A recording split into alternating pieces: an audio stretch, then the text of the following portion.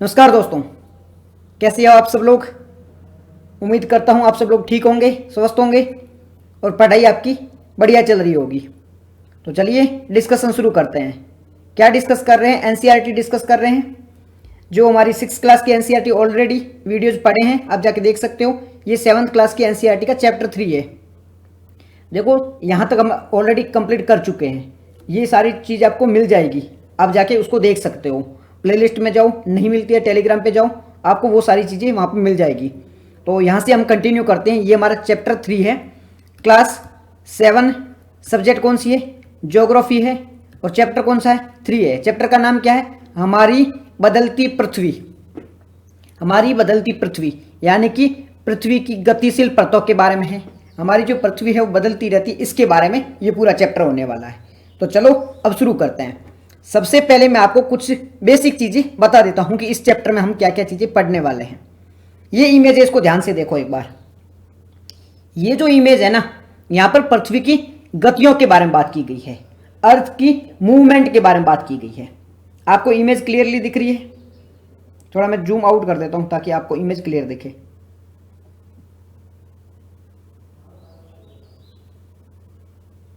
है ना, अब क्लियर दिख रही होगी आपको। ठीक है, तो यहां पर पृथ्वी की गतियों के बारे में बात कर रहे हैं, हम अर्थ की मूवमेंट के बारे में बात कर रहे हैं। तो अर्थ की अगर मूवमेंट के बारे में बात करें तो पृथ्वी में जो अंदर गतियां होती है वो दो प्रकार की होती है। एक तो पृथ्वी के अंदर होती है, एक पृथ्वी के बाहर होती है। जो गतियां पृथ्वी के अंदर होती है, मान लो ये पृथ्वी है, इसकी ये अंदर गति हो रही है, तो उसे क्या कहा जाएगा? अंतर्जनिक बल। अंदर यानी जो अंदर पृथ्वी का जो इंटरनल पार्ट होता है वहां पर कोई गतियां होती है तो उसे क्या कहा जाएगा? अंतर्जनिक, यानी कि इंटरनल फोर्स है, वो पृथ्वी के अंदर लग रहा है। और कोई बाहर लग रहा है उसे क्या कहा जाएगा? उसे एक्सोजेनिक फोर्स कहा जाएगा, यानी कि वो बहिर्जनित बल है। तो एक अंतर्जनिक यानी कि अंदर बल लग रहा है, दूसरा है बहिर्जनित यानी कि बाहर लग रहा है।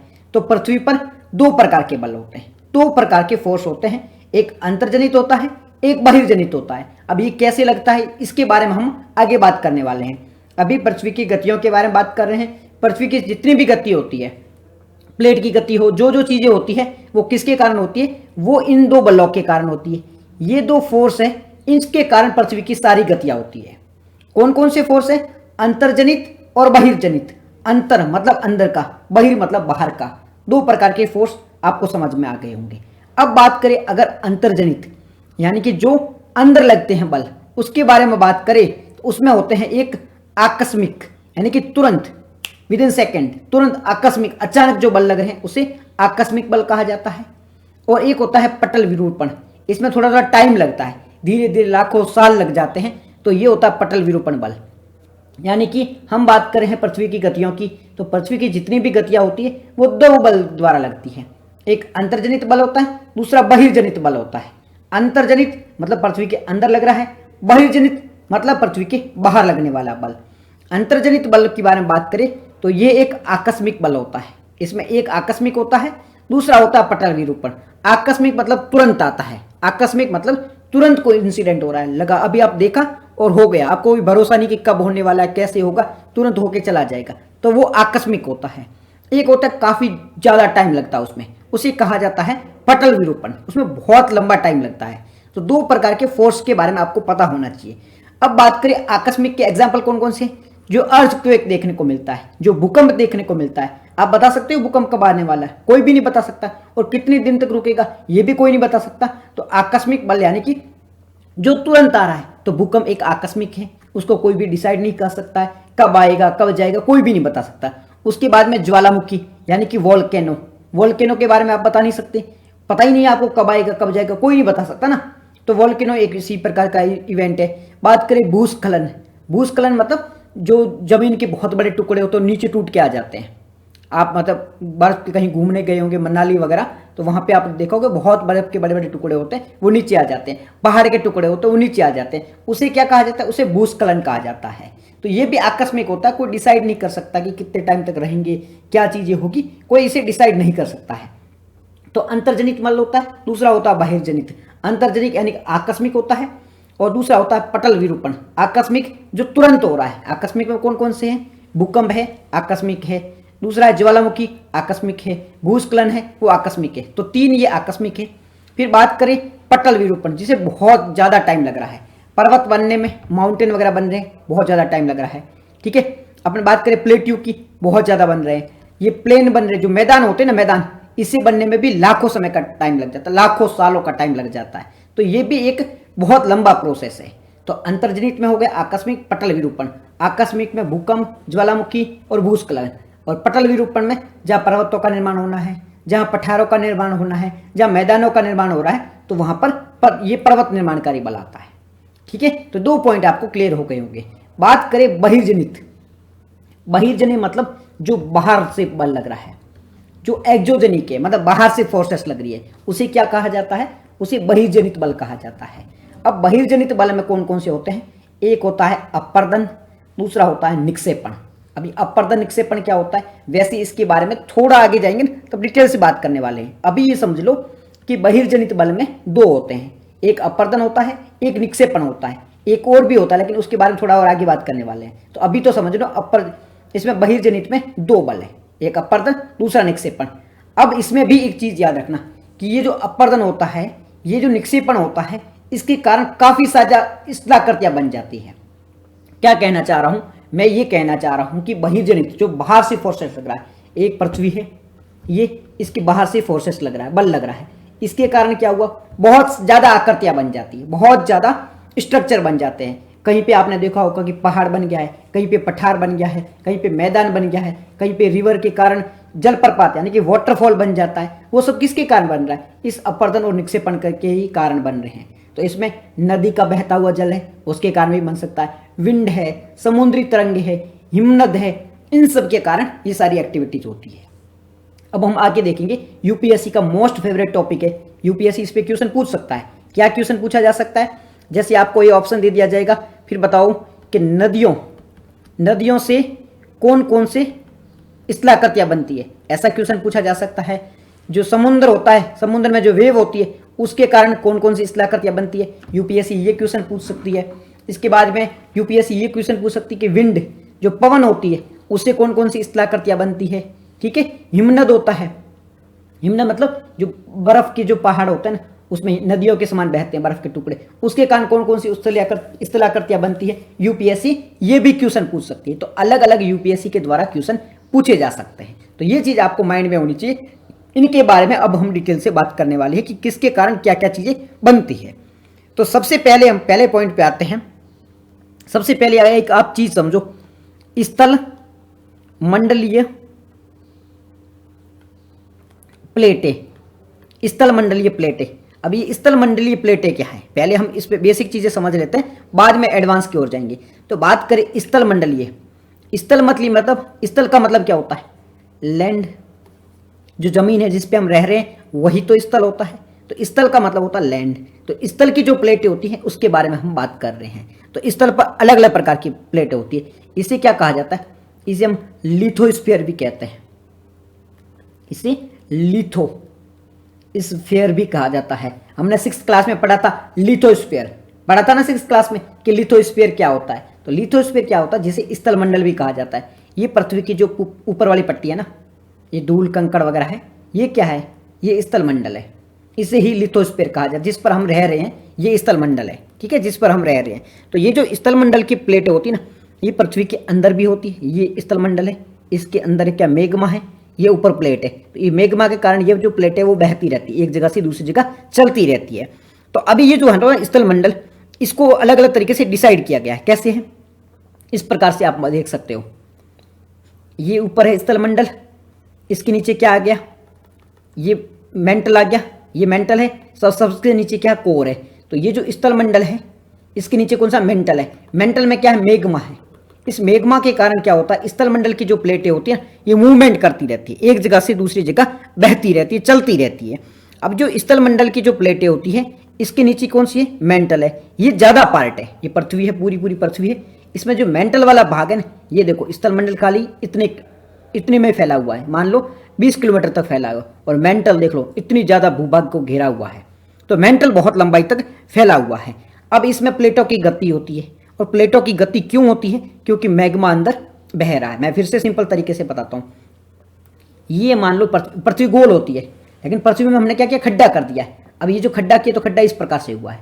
तो सबसे ऊपर क्या था, ये सबसे ऊपर वाली पट्टी है हमारी, ठीक है, भूपर पट्टी जिस पे हम रह रहे हैं, ये सबसे ऊपर वाली पट्टी है। इसके नीचे क्या है, ये मेंटल है, और उसके नीचे क्या है, कोर है। ये कोर, ये मेंटल है, और ये क्या है, ऊपर पट्टी जिस पे हम रह रहे हैं। तो 3 पट्टियों में इसे डिसाइड किया जाता है। इतनी चीज आपको क्लियर हो गई। तो यहां तक अगर आपको समझ में आ गई, अब हम आ जाते हैं पृथ्वी के अलग अलग जो बल होते हैं उसके बारे में बात कर लेते हैं, जिसके बारे में हम अभी बात कर रहे थे कि अंतर्जनिक बल क्या होता है, बहिर्जनिक बल क्या होता है, उसके बारे में थोड़ा और डिटेल में बात कर लेते हैं। तो सबसे पहले चलते हैं अंतर्जनिक बल के। ये प्लेटें, स्थलमंडलीय प्लेटें, लिथोस्फीयर के बारे में हमने बात की। और प्लेटों की गति है, गति कैसी होती है, अंदर मैग्मा है, मैग्मा है वो बहता है, मैग्मा कभी यूं जाएगा कभी यूं जाएगा, तो मैग्मा के कारण ऊपर प्लेट है। ऐसे मान लो, ये देखो, ये अंदर क्या पड़ा है, एक कीचड़ सा पड़ा है, ऐसे कीचड़ पड़ा है, उसके ऊपर क्या है, आपने कोई ऐसे कुछ रख दिया है, लकड़ी का टुकड़ा रख दिया है। अब ये कीचड़ बहेगा तो लकड़ी का टुकड़ा उसके अकॉर्डिंग बहता रहेगा। अगर ये इधर गया तो ये इधर जाएगा, मतलब वैसा पूरा कीचड़ भी नहीं है, थोड़ा पानी वाला है, ऐसे गाढ़ा पानी है, तो उसके ऊपर ये भी बहता रहेगा। तो वैसा ही है, ये अंदर कीचड़ टाइप पड़ा है, अंदर गाढ़ा पानी पड़ा है, ऊपर प्लेटें हैं। तो जैसे जैसे गाढ़ा पानी बहेगा, ऊपर प्लेटें भी उसी प्रकार से एक स्थान से दूसरे स्थान पर मूवमेंट करती रहती है। ये चीज समझ में आ गई। अब हम बात कर लेते हैं बल के बारे में, पृथ्वी की गतियों और बल के बारे में बात करते हैं। अभी हमने बात की थी कि पृथ्वी की 2 प्रकार की गतियां होती है, एक अंतर्जनिक जिसे एंडोजेनिक फोर्सेस कहा जाता है, दूसरा होता है बहिर्जनित जिसे एक्सोजेनिक फोर्सेस भी कहा जाता है। अंतर्जनित जो पृथ्वी के अंदर बल उत्पन्न करता है, ये पृथ्वी है, इसके अंदर जो बल उत्पन्न होगा उसे क्या कहा जाएगा, उसे अंतर्जनित बल कहा जाएगा, पृथ्वी के अंदर जो बल लगता है। बहिर्जनित जो पृथ्वी के बाहर की सतह पर काम करता है। तो अंतर्जनित यानी कि अंदर काम कर रहा है, बहिर्जनित जो बाहर की ओर काम कर रहा है। तो ये चीजें आपको समझ में आ गई होगी। अब हम आगे बढ़ेंगे, इन बल का मतलब क्या है, ये बल है हम बढ़ रहे हैं, इससे फर्क क्या पड़ता है, क्या इसका कोई फर्क पड़ता है, क्या इसका कोई परिणाम देखने को मिलता है। तो हाँ, इसका परिणाम भी देखने को मिलता है, इसका फर्क भी पड़ता है। क्या फर्क पड़ता है, अगर पृथ्वी की सतह पर बात करें कि ये जो बहिर्जनित बल है, बाहर लगने वाला बल है, ये पृथ्वी की सतह पर लगेगा, तो इससे क्या होगा, पृथ्वी में कुछ परिवर्तन देखने को मिलेंगे। देखो, ये बहिर्जनित बल है, बहिर्जनित बल, और ये है अंतर्जनित बल।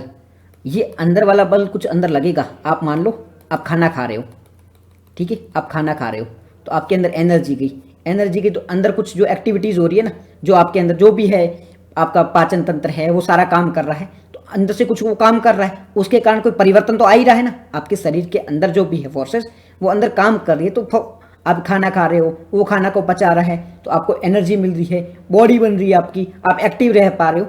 वो क्या है, वो सारे अंतर्जनिक बल है।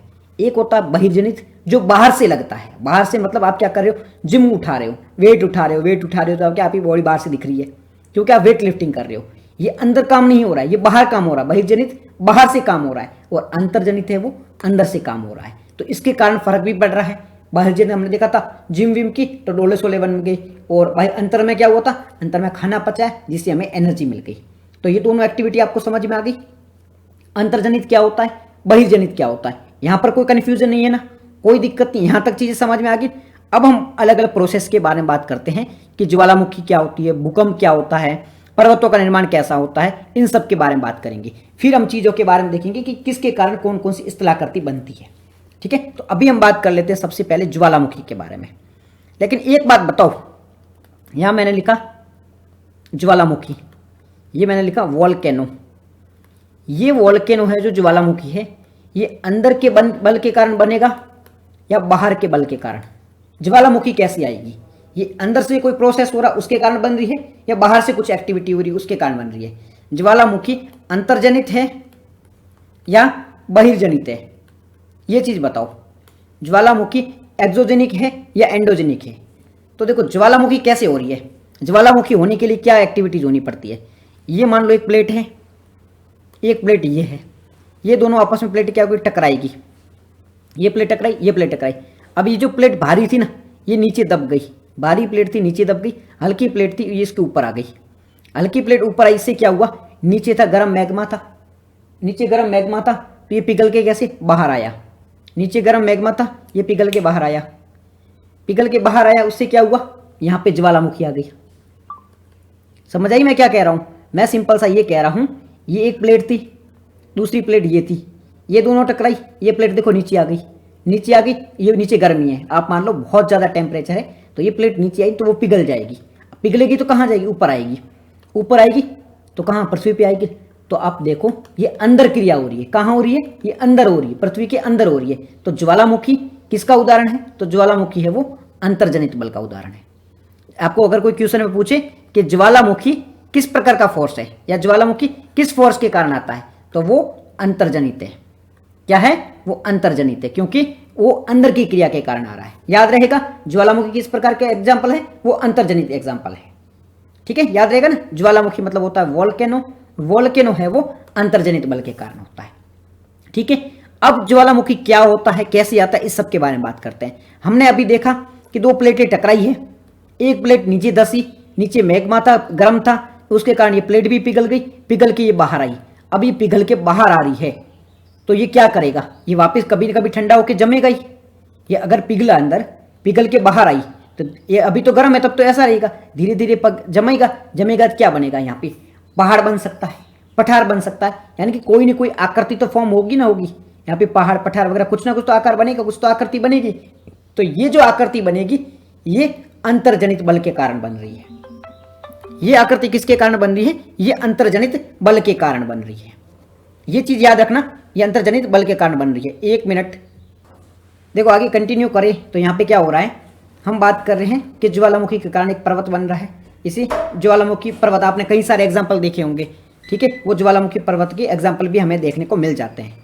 तो अब हम आगे कंटिन्यू करें कि ये पर्वत का निर्माण तो हो गया है, ज्वालामुखी एक्टिविटी के बारे में बात कर लिए। कुछ एक्स्ट्रा अगर पॉइंट की बात करें तो यूपीएससी क्वेश्चन पूछ सकता है। क्या क्वेश्चन पूछ सकता है, यूपीएससी क्वेश्चन में ये चीज़ पूछ सकता है कि ज्वालामुखी जब इरप्ट होता है, वोल्केनो आता है, तो उसके साथ साथ क्या क्या चीज़ें हैं वो बाहर आती है, क्या क्या चीज़ें हैं वो बाहर देखने को मिलती है। तो ज्वालामुखी ये देखो, ये नीचे पृथ्वी है, यहाँ पे क्या मैग्मा है, मैग्मा ये बाहर आ रहा है, मैग्मा बाहर आया। जब ये अंदर था इसे क्या कहा जा रहा था, मैग्मा कहा जा रहा था। जब ये पृथ्वी के अंदर था, जो हमारी ऊपर पट्टी उसके अंदर था, इसे क्या कह रहे थे हम, मैग्मा कह रहे थे। मैग्मा मतलब जो पृथ्वी के अंदर है, पृथ्वी के जो नीचे है, सतह है ना, उसके नीचे है, उसे क्या कह रहे हैं हम, मैग्मा कह रहे हैं। जब यही मैग्मा यहाँ से जब बाहर आ जाएगा तब इसे क्या कहा जाएगा, लावा कहा जाएगा। मैग्मा और लावा में अंतर क्या है, मैग्मा जो पृथ्वी के अंदर है, मैग्मा क्या है, जो पृथ्वी के अंदर है, लावा क्या है, जो सतह पर है। ये बाहर दिखाई दे रहा है, ये क्या है, लावा है। तो लावा जो बाहर दिखाई देता है और मैग्मा जो अंदर है। अब यूपीएससी क्वेश्चन पूछ सकती है कि जब ज्वालामुखी विस्फोट होता है तो उसमें मैग्मा के अलावा और कोई क्या क्या चीज़ें आती, क्या मैग्मा ही बाहर आता है या और भी कुछ चीज़ें आती है। तो पहले तो हम कहेंगे मैग्मा जो कि बाहर आके लावा बन जाता है, तो एक तो लावा बाहर आता है। अगर वो पृथ्वी के अंदर के बारे में पूछ रहा है तो मैग्मा है, पृथ्वी के बाहर के बारे में पूछ रहा है तो लावा है। इसके अलावा क्या क्या चीज़ें आती है, तो राख बाहर आती है, जो ऐस होती है वो बाहर आती है। इसके अलावा गैसेस बाहर आती है, धूल के कण बाहर आते हैं, और भी कई सारी चीज़ें बाहर आती है। तो अगर यूपीएससी ऐसे क्वेश्चन पूछे कि ओनली मैग्मा बाहर आता है तो गलत है, ओनली लावा बाहर आता है तो गलत है, ये सारी चीज़ें भी बाहर आती है। ये पॉइंट आपको पता होना चाहिए कि पृथ्वी में जब ज्वालामुखी विस्फोट होता है तो क्या क्या चीज़ें इसके साथ में बाहर आती है। अब ज्वालामुखी में किस चीज़ को क्या कहा जाता है ये भी एक बार देख लो। ये ज्वालामुखी है, इसमें किस चीज़ को क्या कहा, यहाँ पे ये देखो ज्वालामुखी यहाँ से फूट रही है, इसे क्या कहा जाएगा, क्रेटर कहा जाएगा। यूपीएससी क्वेश्चन पूछ सकती है कि ज्वालामुखी जहाँ से बाहर निकलती है उसे क्या कहा जाता है। जो ज्वालामुखी होता है, जो मैग्मा होता है, लावा होता है, जो बाहर निकलता है, उस जगह को क्या कहा जाता है, तो यहाँ से ये इरप्शन होता है, इसे क्रेटर कहा जाता है। ये जो पाइप होती है ना जिसके बाहर निकलता है, ये जो पाइप है जहाँ से ये बाहर निकल रहा है, इस पाइप को क्या कहा जाएगा, इस पाइप को वेन कहा जाएगा। इसे वेन कहो या निकासी कहो, ये निकासी है, यहाँ से ये बाहर निकल रहा है। तो इसको याद रहेगा, एक निकासी है, एक क्रेटर है। निकासी क्या है, जहाँ से बाहर निकल रहा है, और क्रेटर क्या है, क्रेटर जहाँ से, ये देखो ये भाई ये पाइप थी, इस पाइप की सहायता से बाहर निकल रहा है। ये पाइप यहाँ पे दिख रही है, इस पाइप को क्या कह रहे हैं हम, वेन या निकासी, क्योंकि इसके सहायता से। और यहाँ पे एक क्रेटर है, क्रेटर क्या है, ये देखो ये ऐसा बना हुआ है, ये क्रेटर है, और पाइप है ना, इसे निकासी कहा जा रहा है। तो अगर यूपीएससी यहाँ पे कोई क्वेश्चन पूछे तो कन्फ्यूजन नहीं होना चाहिए। क्रेटर पता होना चाहिए आपको, लावा किसे कहा जा रहा है वो पता होना चाहिए, मेगमा किसे कहा जाता है वो पता होना चाहिए, क्रेटर किसे कहा जाता है वो पता होना चाहिए, निकासी किसे कहा जाता है वो पता होना चाहिए। ठीक है, यहां पे कोई कंफ्यूजन नहीं होनी चाहिए, क्योंकि यूपीएससी इस प्रकार के क्वेश्चन पूछ चुकी है और ऑलरेडी कई बार पूछे और पूछ भी सकती है। तो ये चीज़ आपको पता होना चाहिए। फिर थोड़ा बहुत भूकंप के बारे में इंफॉर्मेशन ले लेते हैं आगे, और डिटेल में भी बात करने वाले कि भूकंप कितने टाइप के होते हैं, कौन कौन से भूकंप की तरंगे होती है। ठीक है, इन सब चीज़ों के बारे में भी आगे बात करेंगे, लेकिन अभी एक बार चीज़ें देख लो कि भूकंप होता क्या है। भूकंप यानी कि अर्थ, यहाँ पे अर्थ क्वेक, ये हैंडराइटिंग थोड़ा मैनेज कर लेना। हम बात कर रहे हैं भूकंप के बारे में। भूकंप क्या होता है, सिंपल टर्म में बताओ, भूकंप क्या होता है। भूकंप यानी कि भूमि का कांपना, पृथ्वी होती है उसका कांपना, भूमि का कांपना क्या कहलाता है, भूकंप कहलाता है। भूमि का कांपना क्या कहलाता है, भूकंप कहलाता है। कैसे आता है भूकंप, क्या चीजें होती तब हमें भूकंप देखने को मिला था। हमने अभी देखा था ज्वालामुखी कैसे आ रहा है, क्योंकि दो प्लेटें हैं वो आपस में टकरा रही है, एक प्लेट नीचे जा रही है, नीचे जाने के कारण हमें ज्वालामुखी देखने को मिल रही है। ये एक अंतर्जनित बल का उदाहरण है। अब बात करें भूकंप, तो भूकंप भी एक अंतर्जनित बल का उदाहरण है। अब भूकंप अंतर्जनित बल का उदाहरण किस प्रकार से है, अब मैं आप देखो, एक प्लेट इधर जा रही है, एक प्लेट इधर जा रही है, दोनों आपस में टकराई, आपस में टकराई क्या होगा, यहाँ पे धक्का तो लगेगा ना, दो प्लेट से आपस में टकरा रही है तो धक्का तो लगेगा। धक्का लगने के कारण क्या होगा, यहाँ पे झटका आएगा, यहाँ पे झटका आएगा तो भूकंप आएगा। तो भूकंप किन किन परिस्थितियों में देखने को मिलता है, जब दो प्लेटें आपस में टकरा रही है तो भूकंप देखने को मिलता है, पहला पॉइंट। जब दो प्लेटें एक दूसरे से दूर जा रही है तो क्या भूकंप देखने को मिलेगा, दो प्लेटें से आपस में टकरा रही है तो भूकंप देखने को मिलता है। जब दो प्लेटें एक दूसरे से दूर जा रही है, जब दो प्लेटें एक दूसरे से दूर जा रही है तो क्या भूकंप देखने को मिलेगा, तब भी भूकंप देखने को मिलेगा, क्योंकि थोड़ा बहुत तो घर्षण यहाँ पे होगा ही होगा, है ना, थोड़ा बहुत यहाँ पे घर्षण होगा तो यहाँ पे भूकंप देखने को मिलेगा। तीसरा पॉइंट क्या है, ये एक प्लेट है वो इधर जा रही है, एक प्लेट इधर जा रही है, ये यहाँ पे घर्षण हो रहा है। एक मान लो ये गाड़ी है, ये गाड़ी इधर जा रही है, एक ये गाड़ी है ये इधर जा रही है, यहाँ पे जो घर्षण हो रहा है तो अब ये घर्षण होगा। आप मान लो आप ही किसी इंसान को टकरा के दूर जाते हो, है ना, एक मैं आपको एग्जांपल देके बताता हूँ। कोई दो पेन लो पास में, आसपास में दो कोई पेन लो, अब ये दो पेन है ना एक दूसरे से दूर जाएगी, ये पेन है ये एक दूसरे से ऐसे जाएगी, टकराएगी तो घर्षण तो हो ही रहा है ना। जब पेनें होती है दूसरे एक दूसरे से टकरा रही है तो एक घर्षण तो हो ही रहा है, तो इसके कारण भी भूकंप देखने को मिल रहा है। तो भूकंप किन किन परिस्थितियों से देखने को मिलता है, जब प्लेटें टकराती हैं तो भूकंप देखने को मिलेगी, जब प्लेटें दूर दूर जाएगी तब भूकंप देखने को मिलेगा, एक प्लेट इधर जाएगी एक प्लेट इधर जाएगी तो भी भूकंप देखने को मिलेगा। तो इसके कारण अलग अलग सीमा बन रही है, एक अभिसरण सीमा मिल रही है, ठीक है, एक दूर की सीमा बन रही है, ठीक है, एक टकराने की सीमा बन रही है। तो किसी परिस्थितियों में भूकंप देखने को मिल सकता है। अब हम बात करते हैं भूकंप के कुछ फैक्ट्स के बारे में जिस पर यूपीएससी क्वेश्चन पूछ सकती है। कौन कौन से फैक्ट हैं, इसके लिए मैं एक आपको इमेज बना के दिखाता हूँ, उसके बाद में फैक्ट बताता हूँ। ये देख लो, ये एक इमेज है, यहाँ पे दी हुई होगी ना, बनाने की आवश्यकता नहीं है, यहाँ पे एक इमेज होगी, रुको मैं आपको इमेज से, ये रही। अब इस इमेज को ध्यान से देखो, दो प्लेटें टकराई या दूर दूर गई तो ये पृथ्वी के अंदर है, ये पॉइंट कहाँ पर है, ये पृथ्वी के अंदर है, ये हमारी गोल पृथ्वी है, ठीक है, ये पॉइंट यहाँ पर है, ये ऊपर वाला सतह जहाँ पे हम रह रहे हैं, ये रह रहे हैं वो वाला भाग यहाँ है, ये अंदर वाला पॉइंट है। भूकंप उत्पन्न यहाँ से होता है क्योंकि भूकंप एक अंतर्जनित बल है, तो कहाँ से उत्पन्न हो रहा है, यहाँ से उत्पन्न हो रहा है। अब यहाँ से ये भूकंप उत्पन्न हो रहा है, इसका मतलब क्या हुआ, उत्पन्न होकर फिर ऊपर की ओर उठेगा। तो जहाँ से भूकंप उत्पन्न होता है, जहाँ से भूकंप का उदय होता है, उस स्थान को क्या कहा जाता है, उसको उद्गम केंद्र कहा जाता है। जिस जगह से भूकंप का उद्गम होता है उसे क्या कहा जाता है, उद्गम स्थान, यानी कि भूकंप जहाँ से जनरेट होता है, जहाँ से भूकंप की शुरुआत होती है, जनरेट होता है, उसे क्या कहा जाता है, उद्गम केंद्र कहो या इसे फोकस भी कह सकते हो। तो अगर कोई भी क्वेश्चन पूछे कि फोकस कहाँ कहा जाता है, जब भूकंप आता है या अर्थक्वेक देखने को मिलता है तो उसका फोकस एरिया कहाँ होगा, तो फोकस एरिया जहाँ से भूकंप की जो तरंग है वो उत्पन्न होती है, यहाँ से ये उत्पन्न होती है, इस जगह को क्या कहा जाएगा, फोकस कहा जाएगा या उद्गम केंद्र कहा जाएगा। इसी स्थान को आप हाइपोसेंटर भी कह सकते हो। क्या कह सकते हो, hypocentre, hypo centre. Hypo centre किसे कह सकते हैं? भूकंप की वो जगह जहाँ से भूकंप उत्पन्न होता है, जहाँ से भूकंप का उदय होता है, उस स्थान को फोकस कह सकते हैं, उस स्थान को आप हाइपो सेंटर कह सकते हो। उद्गम केंद्र कह सकते हो, फोकस कह सकते हो, हाइपो सेंटर कह सकते हो, जहाँ से भूकंप है वो उत्पन्न होता है। अब ये उत्पन्न होने के बाद में अलग अलग तरंगों के रूप में पृथ्वी की सतह पर जाएगा। ये भूकंप उत्पन्न हो गया यहाँ से, ये भूकंप उत्पन्न हो गया, यहाँ से उत्पन्न हुआ है और पृथ्वी की सतह पर गया। तो सबसे पहले ये देखो, एक घूम के यूं जा रही है, एक घूम के यूं जा रही है, बट ये तो सीधी सीधी जा रही है ना, तो सबसे कम टाइम किसको लगेगा? ये सीधी सीधी वाले को कम टाइम लगेगा। तो जो तरंग सबसे पहले, भूकंप जिस जगह सबसे पहले पहुंचता है उसे क्या कहा जाता है? उसे अधिकेंद्र कहा जाता है। जहां से भूकंप उत्पन्न होता है उसे क्या कहा जाता है?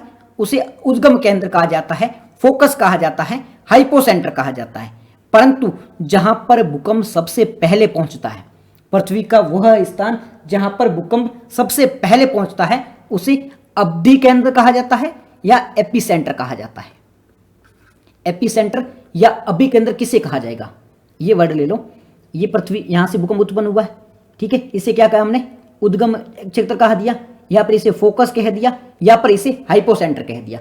परंतु जिस जगह, पृथ्वी की वो जगह जहां पर भूकंप सबसे पहले आया था उसे क्या कहेंगे हम? उसे कहेंगे एपिसेंटर या फिर अधिकेंद्र कहेंगे।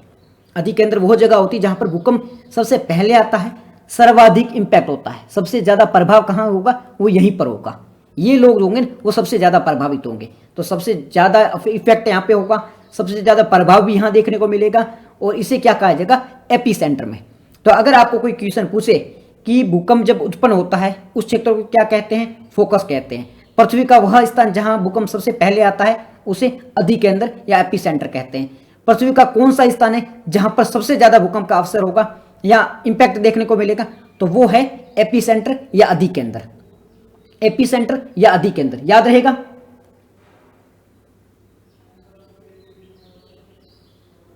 बहुत अच्छे से कह रहे हो, क्या कह रहे हो? हाँ, तो यही है कि जहां सबसे ज्यादा समझ में आ रहा है, मतलब ये है, ये अधिकेंद्र है, जहां सबसे पहले असर हो रहा है वो क्या है? अधिकेंद्र है या एपिसेंटर है।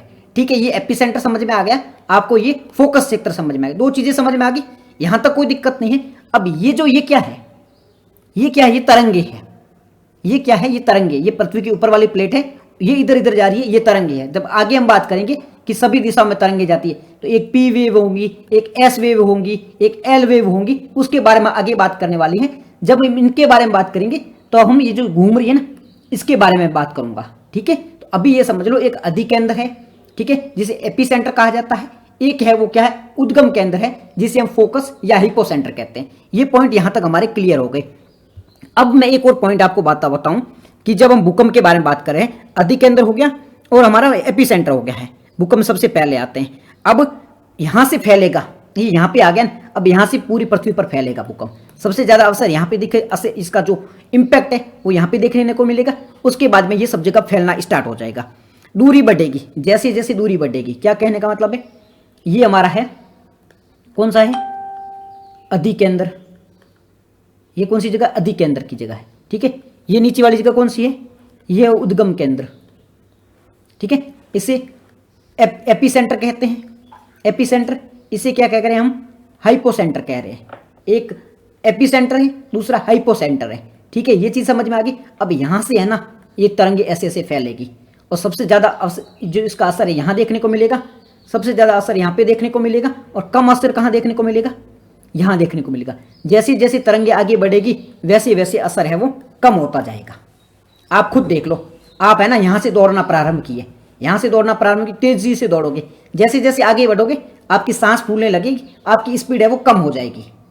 ठीक है, जैसे जैसे आप आगे बढ़ोगे आपकी स्पीड कम हो जाएगी, क्योंकि आपकी सांस फूल रही है। तो वैसे ही ये भूकंप भी जैसे जैसे आगे बढ़ेगा उसकी सांस फूल रही है, तो ये लास्ट में है वो पूरी तरह से थक जाएगा। तो वही बात यहाँ पे की गई है। ठीक है, यहां तक ये चीजें आपको समझ में आ गई होगी, कोई दिक्कत नहीं है। यहाँ पे एपिसेंटर समझ में आ गया, ये सारी चीजें समझ में आ गई। अब हम आगे बढ़ते हैं, भूकंप को मापते कैसे है उसके बारे में बात करते हैं।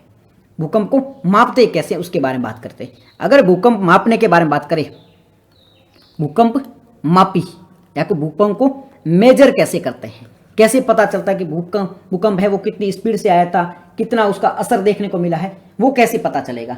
तो अगर हम भूकंप को मापने के बारे में बात करें कि भूकंप को कैसे मापते हैं, इसके बारे में बात करें तो इसके लिए आप कुछ टर्म्स याद रखने होंगे। ठीक है, कुछ टर्म्स है उसको याद रखो। एक बार मैं ये सही कर लेता हूं। सही दिख रहा है ना, क्लियर दिख रहा है? दिख तो क्लियर है ना, जो मैं लिख रहा हूं दिख रहा है ना? ओके, तो भूकंप मापी के बारे में बात करते हैं, भूकंप को मेजर कैसे करते हैं इसके बारे में बात करते हैं। अगर भूकंप मापी के बारे में बात करते हैं तो दो वर्ड आते हैं यहाँ पे। एक क्या आता है, एक आता है सिस्मोग्राफी।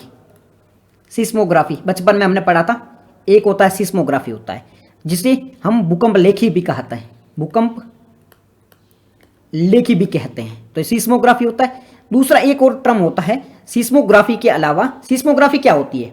सिस्मोग्राफी के बारे में आप सोचो कि सिस्मोग्राफी जो हम बचपन से पढ़ते आ रहे हैं, जो भूकंप को मापने का, लेखी मतलब होता है लेखा जोखा करने का। एक होता है सिस्मोग्राफी जो लेखा जोखा करने का काम करता है, जो मापने का काम करता है, भूकंप को मापता है, उसे क्या कहा जाता है? सिस्मोग्राफी कही जाती है। सिस्मोग्राफी क्यों? भूकंप की तीव्रता के बारे में बताता है कि भूकंप है वो कितनी इंटेंसिटी के साथ में आया था, भूकंप का असर है वो ज्यादा हुआ था, तो उसे क्या कहा जाएगा? सिस्मोग्राफी कहा जाएगा। अब सिस्मोग्राफी कैसे बताती है, मैं बता रहा हूं सिस्मोग्राफी के बारे में। सिस्मोग्राफी क्या होती है? भूकंप की तीव्रता के बारे में बताता है कि भूकंप है वो कितनी तीव्रता के साथ में आया है। अब इसे जो मेजर किया जाता है वो किससे? रिएक्टर स्केल से किया जाता है, रिएक्टर स्केल। अब ये रिएक्टर स्केल क्या होता है? रिएक्टर स्केल है वो बताता है कि भूकंप ने कितना रिएक्ट किया है। सिस्मोग्राफी देखो, मैं अलग अलग, आपको कंफ्यूजन हो रही कि सिस्मोग्राफी क्या है, रिएक्टर स्केल क्या है। मान लो ये 10 किलोमीटर का रोड है। अब आप जो मान रहे हो 1 किलोमीटर 2 किलोमीटर, ये किससे माप रहे हो? 1 किलोमीटर से डिस्टेंस तय कर रहे हो ना, किलोमीटर से डिस्टेंस तय कर रहे हो। तो ये क्या है? ओवरऑल आप मेजर कर रहे हो कि रोड की लंबाई कितनी है। ठीक है, आपने बोल दिया रोड की लंबाई है वो 10 किलोमीटर है।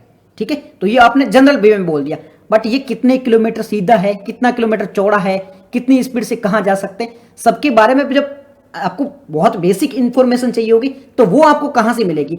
तो वो जो इंफॉर्मेशन मिलती है वो रिएक्टर स्केल से मिलती है। सिस्मोग्राफी वो जनरल आइडिया देता है कि भूकंप है वो आया है, इतनी तीव्रता से आया, बट उसके बारे में बेसिक इंफॉर्मेशन जब चाहिए होगी कि कितनी स्पीड से आया था, कितनी तीव्रता से आया था, तो वो कितनी तीव्रता है उसके बारे में कौन बताएगा? तो वो बताएगा रिएक्टर स्केल। रिएक्टर स्केल बताएगा कि कितनी तीव्रता से आया था, 5 मैग्नीट्यूड से आया था, 4 मैग्नीट्यूड से आया था, 6 7, उसके बारे में कौन बताएगा? तो वो बताता है रिएक्टर स्केल। तो आपको रिएक्टर स्केल समझ में आ गया और सिस्मोग्राफी समझ में आ गया। यहां तक आपको कोई कंफ्यूजन नहीं होना चाहिए। ठीक है, कोई दिक्कत नहीं है, यहां तक आपको अच्छे से समझ में आ रहा है। सिस्मोग्राफी और रिएक्टर स्केल के बारे में समझ में आ गया। ठीक है, आगे बढ़ूं मैं, कोई कंफ्यूजन नहीं है ना आप पे? ठीक है जी। एक होता है मरकरी स्केल। अब एक और पॉइंट आ गया यहाँ पे, मरकरी स्केल। अब ये मरकरी स्केल क्या होता है? ये देखो, ये हमारा है सिस्मोग्राफी, दूसरा हमारा है रिएक्टर स्केल, तीसरा पॉइंट है हमारा मरकरी स्केल। अब ये मरकरी स्केल क्या होता है? तीनों में कंफ्यूजन क्यों है? ये तो हमें जनरल आइडिया देता है कि भूकंप आया है। ठीक है, ये बताता है कि कितनी तीव्रता से आया, इसकी इंटेंसिटी क्या थी। ठीक है, इसके बारे में कौन बताता है? रिएक्टर स्केल बताता है। 3 मैग्नीट्यूड से आया, 4 आया, 5 आया, 6 आया, 7 आया। 5 ठीक है, थोड़ा ठीक है, 6 तो हाईएस्ट माना जाता है, इससे ज्यादा तो फिर मर जाओगे आप, देख नहीं पाओगे, और 7 तो बहुत ज्यादा हाईएस्ट होता है।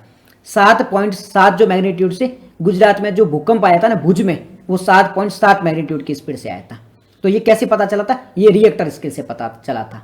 हमने रिएक्टर स्केल से बताया कि गुजरात में जो भूकंप आया था भुज में, वो कितनी तीव्रता से आया था और उसने कितना नुकसान किया था, तो वो हमें रिएक्टर स्केल से पता चला था। 7.7 से तक 6 तो हाईएस्ट होता है, बट गुजरात में इस स्पीड से आया था। मतलब आप देखो 60,000 लोगों की मृत्यु हो गई थी उस टाइम में, इतना फास्ट, इतना गंभीर वो आया था भूकंप। तो ये तो हो गया रिएक्टर स्केल।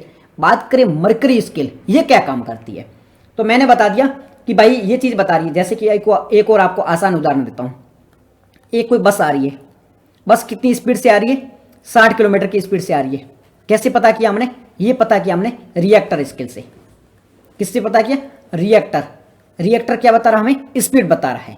किसकी? बस की स्पीड कौन बता रहा है? रिएक्टर बता रहा है। यानी कि भूकंप है वो कितनी स्पीड से आ रहा है उसके बारे में रिएक्टर स्केल बता रहा है। मरकरी स्पीड क्या कहता है?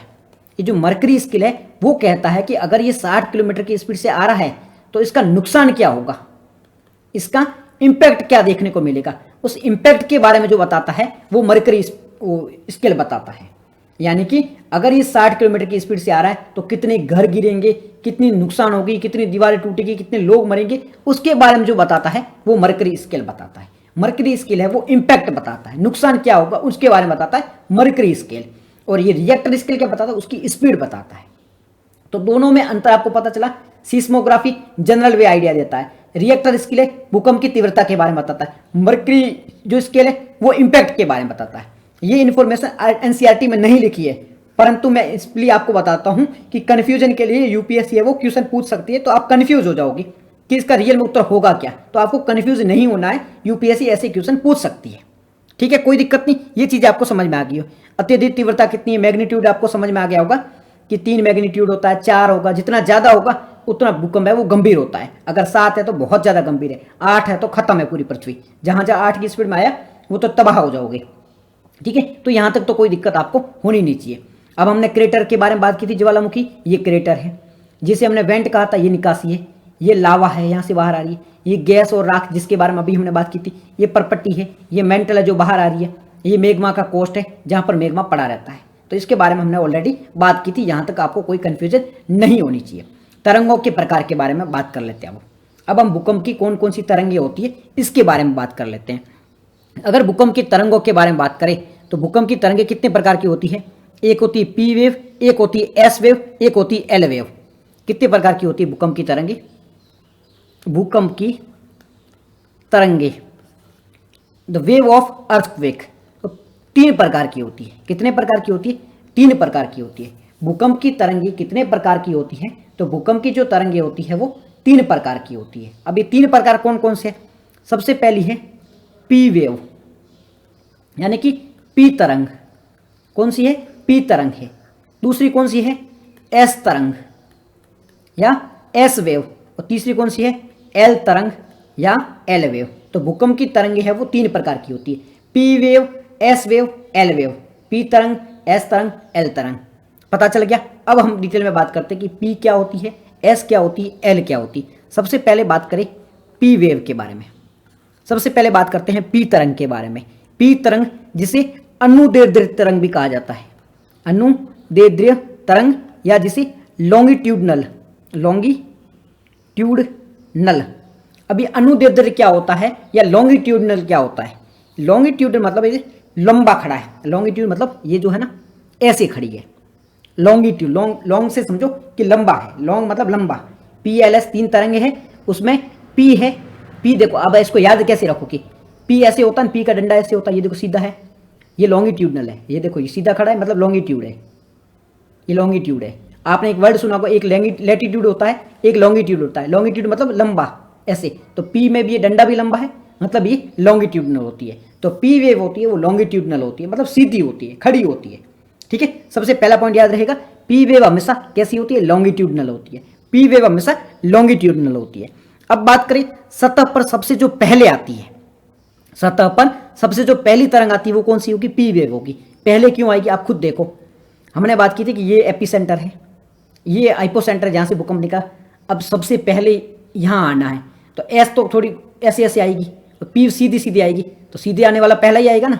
10 किलोमीटर का रास्ता है, ये सीधी सीधी आ गई तो आ गई, और ये घूम फिर के बेचारे रोती फिरती आई तो इसको टाइम लग गया, रोते फिरते में टाइम लगेगा, और वो सीधी सीधी भग के आ गई।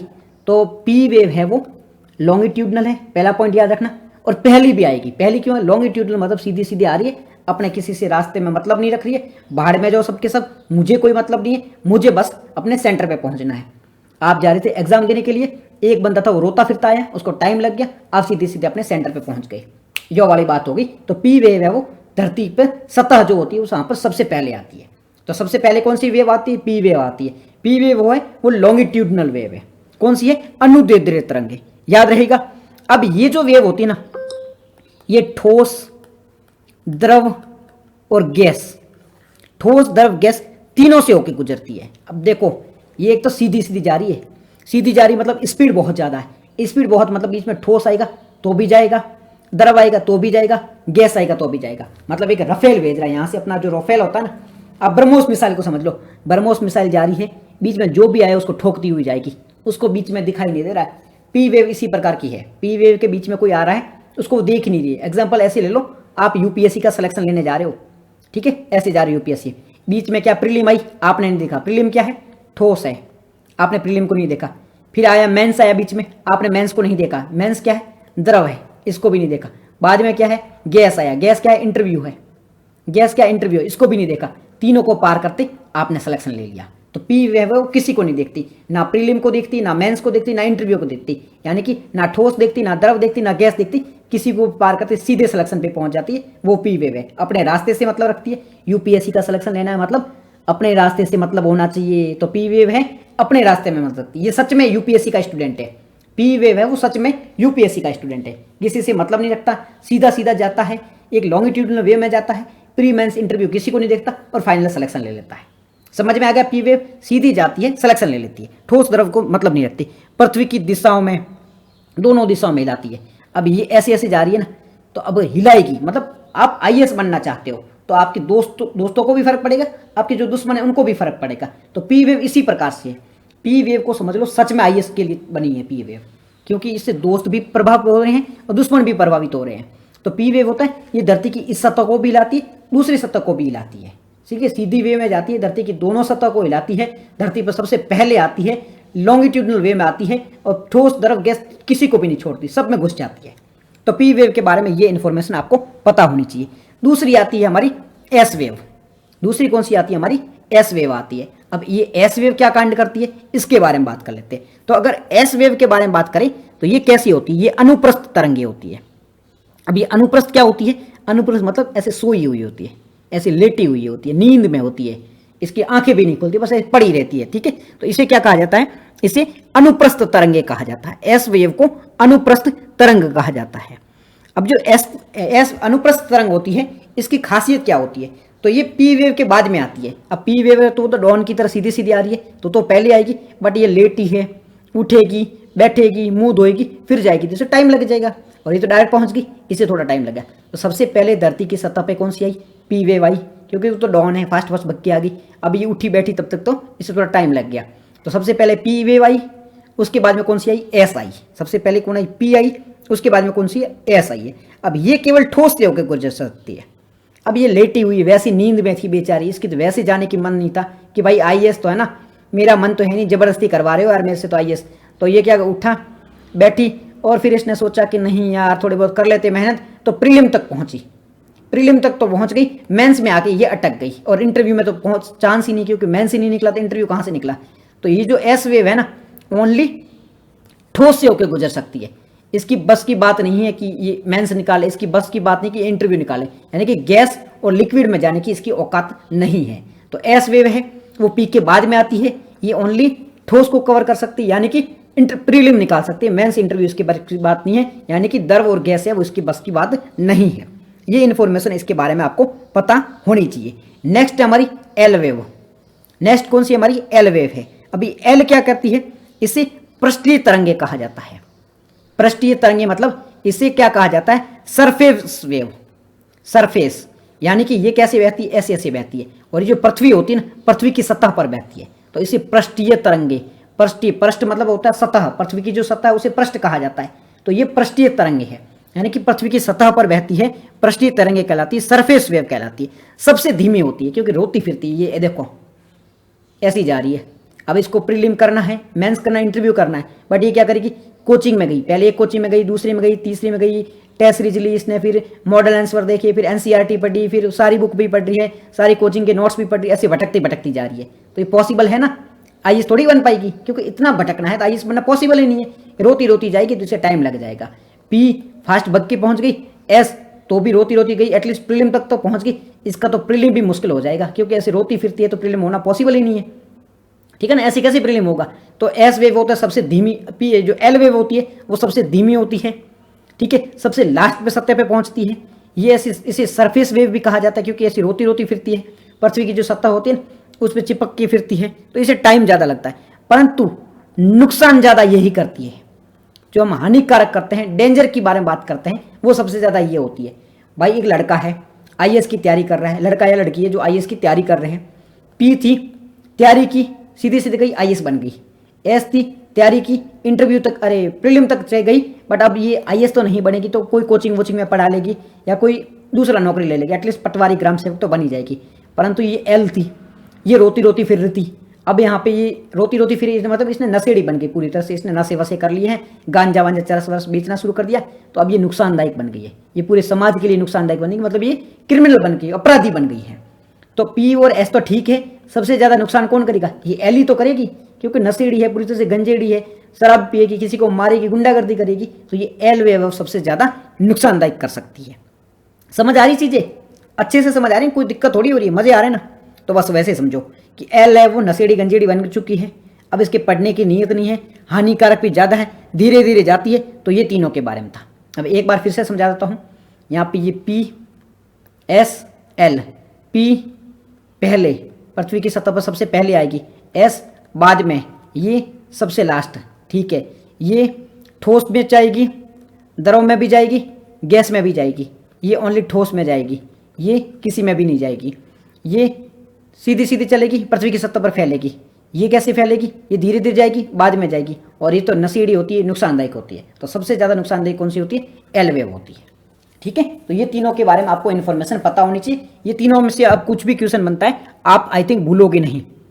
समझ में आगे, कोई दिक्कत नहीं, यहाँ तक दिक्कत नहीं है, तो हम आगे बढ़ते हैं।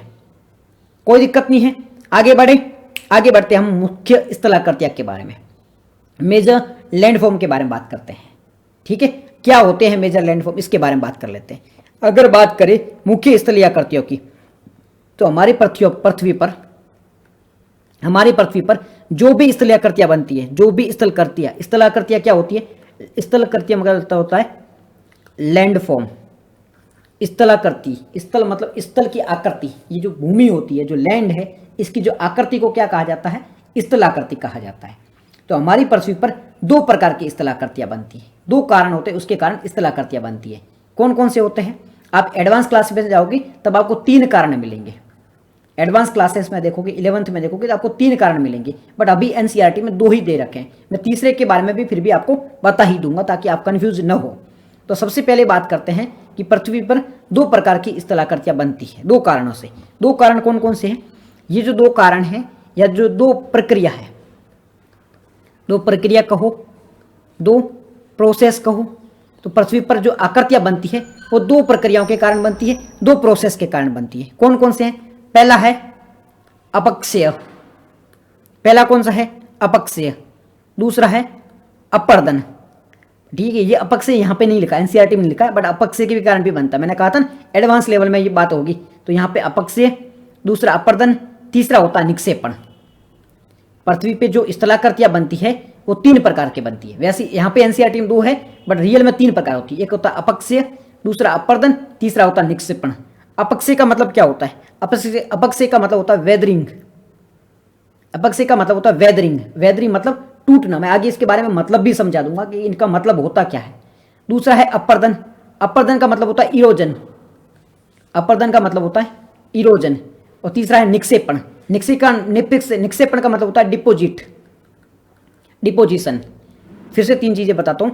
पृथ्वी पे जो भी लैंड मास बनता है, जो भी स्थलाकृतियां बनती है, वो 3 कारणों से बनती है। 3 जो प्रक्रिया उसके कारण बनती है।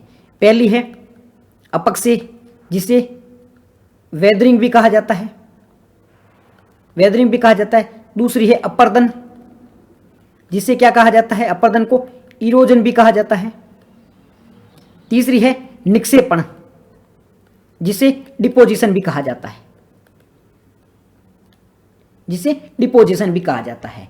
तो अपक्षय, अपर्दन, निक्षेपण, ठीक है। वेदरिंग, इरोजन, डिपोजिशन, 3 ये प्रकार होते हैं, उसके कारण ये सारी आकृतियां बनती है। तो सबसे पहले हम बात करते हैं अपक्षय के बारे में। ये वेदरिंग क्या होती है, अपक्षय क्या होता है। एक आपको इमेज से मैं समझा देता हूं। यहाँ पे कोई इमेज मेरे को मिल जाए, एक बार रुकना ना। अपक्षय की इमेज थी तो सही मेरे पास, यहाँ पे शायद नहीं मिल रही, यहाँ पे छोड़ो, अब नहीं मिल रही है। अपक्षय की इमेज नहीं मिल रही, बाकी अपक्षय की इमेज आपको वैसे बता देता हूं मैं। अरे रुक जा भाई, कहाँ जा रहा है।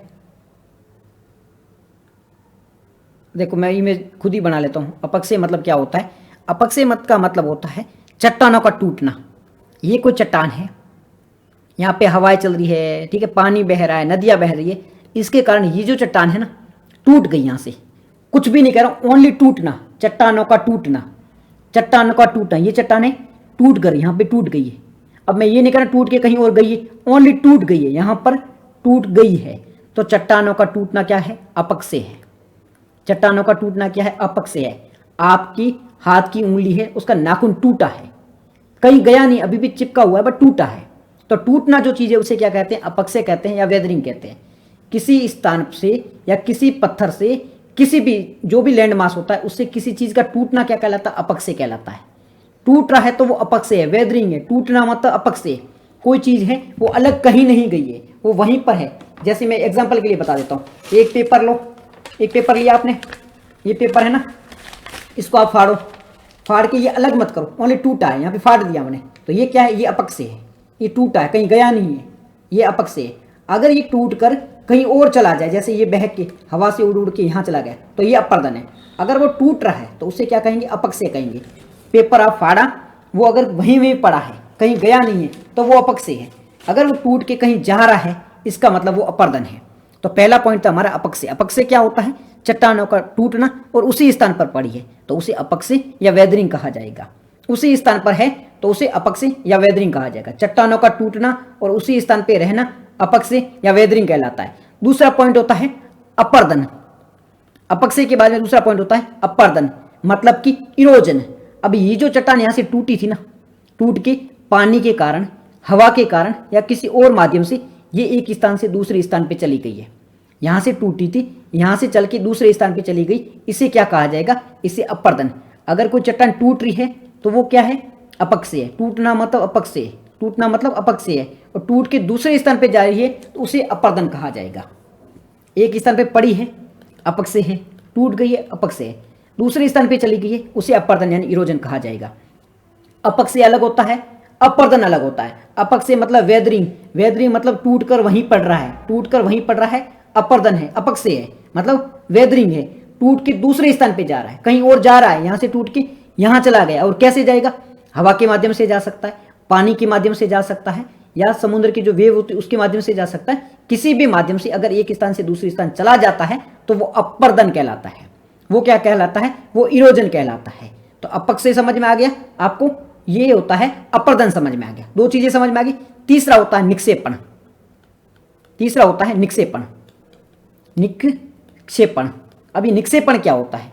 हमने बात की थी अपक्षय मतलब टूट गई है, कोई भी चट्टान टूट गई है तो वो अपक्षय है। टूट के बह के कहीं और चली गई है, वो क्या है? वो है अपर्दन है। पर वहां जाके जमा हो जाना, वहां जाके जमा हो जाना क्या कहलाता है? निक्षेपण कहलाता है। निक्षेपण मतलब वहां जाके डिपोजिट हो जाती है। कोई टूटा, अपक्षय हुआ, अपर्दन मतलब बह के चला गया, निक्षेपण मतलब वहां जाके जमा हो जाना। निक्षेपण का मतलब होता है वहां जाके जमा हो जाना। किसी चट्टान का टूटना, अपक्षय, अपर्दन मतलब बहना, जमा हो जाना मतलब निक्षेपण या डिपोजिशन। ये तीनों चीज आपको समझ में आ गई। अपक्षय, अपर्दन, निक्षेपण, कोई कंफ्यूजन नहीं होना चाहिए। यहां तक कोई कंफ्यूजन नहीं है। अपक्षय क्या है? टूटना। अपर्दन क्या है? बह के जाना। निक्षेपण क्या है? जमा हो जाना। टूटा, आपने पैसे निकाले एटीएम से, क्या हो गया? अपक्षय हो गया। एटीएम से पैसे निकाल के घर पे लेके आए, वो क्या हो गया? अपर्दन हो गया। वो घर पे आके मम्मी को दे दिए, वो क्या हो गया? निक्षेपण हो गया, यानी जमा करवा दिए। तीनों चीज समझ में आ गई। अपक्षय लिए, अपर्दन लेके आए, निक्षेपण दे दिए। चीजें क्लियर है? कोई दिक्कत नहीं है? ठीक है जी। अगर ये क्लियर है तो बढ़ते हैं आगे नेक्स्ट चीज की ओर। नेक्स्ट है लैंड मास कैसे बनते हैं, उसके बारे में बात कर लेते हैं। अलग अलग चीज़ों से लैंड मास बनते हैं, रिवर से बनते हैं, अलग अलग बनते हैं, उसके बारे में अब हम बात कर लेते हैं। सबसे पहले हम बात करेंगे ना, वो लैंड मास किसके कारण लैंड मास बनते हैं? नदी के कारण। नदी के कारण कौन कौन सी स्थलाकृतियाँ बनती है, इसके बारे में हम सबसे पहले बात करेंगे। हम बात करेंगे कि स्थलाकृतियाँ किस किस से बनती है। यूपीएससी क्वेश्चन पूछ चुका है ऑलरेडी और भी क्वेश्चन पूछ सकता है। तो सबसे पहला जो हमारा पॉइंट है, नदी के कारण कौन कौन सी स्थलाकृतियाँ बनती है। नदी के कारण कौन कौन सी स्थलाकृतियाँ बनती है। यूपीएससी कैसे क्वेश्चन पूछेगा? सबसे पहले क्वेश्चन पूछेगा, कोई ऐसे नाम दे दीजिएगा स्थलाकृतियों का, जैसे कि वाटरफॉल दे दिया है, गोकुल लेक के बारे में दे दिया है, मियंडर्स के बारे में दे दिया है, और ऐसे पूछेगा ये किसके कारण बनेगा। पहला यूपीएससी क्वेश्चन पूछ सकता है, स्थलाकृतियों के नाम दे देगा और बताए पूछेगा कि ये स्थलाकृति किसके कारण बनेगी। पहला ये हो सकता है। दूसरा क्वेश्चन क्या हो सकता है, नदी के कारण जो स्थलाकृतियाँ बनती है उसमें सबसे पहले स्थलाकृति कौन सी बनेगी, दूसरी कौन सी बनेगी, तीसरी कौन सी बनेगी, चौथी कौन सी बनेगी। अब मैं आपको समझाता हूँ क्या क्या कहना चाह रहा हूँ। मैं यहाँ ये कहना चाह रहा हूँ कि नदी के कारण जो स्थलाकृतियाँ बनती है ना, तो सबसे पहले मान लो गंगा नदी है, कहाँ से निकली, उत्तराखंड से निकली। उत्तराखंड से निकली, पानी ज़्यादा था, ढलान ज़्यादा तेज़ थी, स्पीड बहुत तेज़ थी। यहाँ पे ये बह रही है, यहाँ पे क्या है, बहुत बड़े बड़े पहाड़ पर्वत पठार है। यहाँ पे क्या है, पहाड़ है, मतलब आपने देखा होगा उत्तराखंड में बहुत ज़्यादा पहाड़ है। तो गंगा नदी यहाँ पे बहती बहती तो कुछ और तो होगा नहीं, क्योंकि पहाड़ी है, ये काफ़ी मजबूत है। तो ये क्या कर सकती है, ये पहाड़ों से बहती हुई कहीं ऐसी ढलान होगी वहाँ नीचे गिरेगी, पहाड़ों से बहती हुई कहीं ढलान होगी वहाँ पे नीचे गिरेगी। तो सबसे पहले क्या बनेगा, जब वहाँ से नदी है वो रवाना हो रही है, जब नदी है वो रवाना हो रही है सबसे पहले स्टार्टिंग में, तो क्या बनाएगी, जलप्रपात ही बनाएगी, वाटरफॉल ही बनाएगी। एक बात बताओ, ये नदी यहाँ से रवाना हुई है, बहुत स्पीड है, ठीक है, ये पहाड़ भी बहुत मजबूत है। आपको क्या लगता है यहाँ पे मैदान बन सकते हैं? नहीं बनेंगे। मैदान क्यों नहीं बन सकते? क्योंकि एक तो पहाड़ बहुत मजबूत है, जहाँ पे मैदान बनाना वैसे भी पॉसिबल नहीं है। एक नदी की यहाँ पे स्पीड भी बहुत है, तो वो रुकेगी नहीं, तो गोखुर झील वगैरह भी नहीं बन सकती। तो सबसे ज़्यादा जहाँ नदी की स्पीड फास्ट हो, जहाँ नदी पहाड़ों में बह रही हो, वहाँ पर सबसे पहला क्या बनेगा, सबसे पहला बनेगा वो है जलप्रपात, यानी कि वाटरफॉल। अगर यूपीएससी क्वेश्चन पूछे कि ऐसे बताओ सबसे पहले क्या बनेगा, दूसरा क्या बनेगा, तीसरा बनेगा, ऐसे असेंडिंग ऑर्डर में या डिसेंडिंग ऑर्डर में बताओ, तब सबसे पहले क्या बनता है, वाटरफॉल बनता है, जलप्रपात बन रहा है।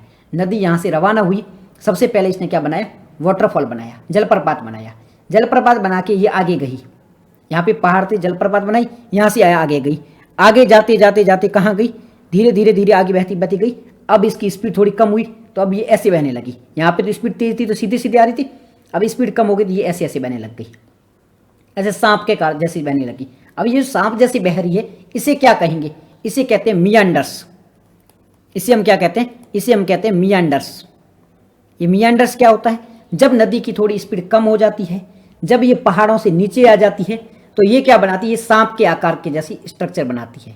अब यूपीएससी ऐसे नहीं पूछेंगे कि मियांडर्स के बारे में बताओ, यूपीएससी ऐसे क्वेश्चन पूछेगा मियांडर्स किसके कारण बनता है, ये क्वेश्चन पूछ सकती है। या बताएगी कि पहले जलप्रपात बनेगा या मियांडर्स बनेगा, तो पहले जलप्रपात बनेगा उसके बाद मियांडर बनेगा। जलप्रपात यहाँ बन रहा है, मियांडर यहाँ बन रहे हैं। मियांडर क्या होता है, नदी जब सांप के आकार के कारण चलना स्टार्ट करती है, तो पहले जलप्रपात बना। जलप्रपात मतलब होता है वाटरफॉल, पहाड़ों से जब गिरती है ना, आपने देखा हो झरने वरने की तरह गिर रही है, तो वो क्या होता है, जलप्रपात यानी कि वाटरफॉल होते हैं। कुछ वाटरफॉल के एग्जाम्पल के बारे में बात करें तो आपने एंजल वाटरफॉल के बारे में बात किया होगा, जो कि वेनेजुला में सबसे ऊंचा वाटरफॉल है, जो कि वेनेजुला में है। कहाँ पर, ये दक्षिण अमेरिका में है, ठीक है। फिर नियाग्रा वाटरफॉल है, ये कहाँ पर है, कनाडा में है, कनाडा और यूएस की बाउंड्री पर है वे नियाग्रा वाटरफॉल है। फिर विक्टोरिया वाटरफॉल है, ये जाम्बिया और जिम्बाब्वे की सीमा पर है। तो ये कुछ फेमस वाटरफॉल है, इसके बारे में आपको आइडिया होना चाहिए। एक कमेंट में ये भी बताना कि भारत का सबसे बड़ा वाटरफॉल कौन सा है, सबसे जो ऊंचा वाटरफॉल है वो कौन सा है, कर्नाटक में है, उसके बारे में आपको कमेंट में बताना है, ठीक है जी। उसके बारे में सेकंड मियांडर्स, मियांडर्स हमने देखा कि सेकंड नंबर पे बन रहे हैं जब नदी इस प्रकार से चल रही है। अब मियांडर्स के बाद में क्या बनेगा, जब मियांडर ये बन गया, ये देखो मैं फिर से इमेज बना देता हूँ, नदी ऐसे ऐसे चलती चलती आ रही है, यहाँ पे इसने वाटरफॉल बना दिया है, यहाँ पे वाटरफॉल बना दिया है, यानी कि जल प्रपात बना दिया यहाँ पे। फिर नदी आगे आई तो यहाँ पे इसने क्या बनाया, मियांडर्स बना दिया है, मियांडर्स।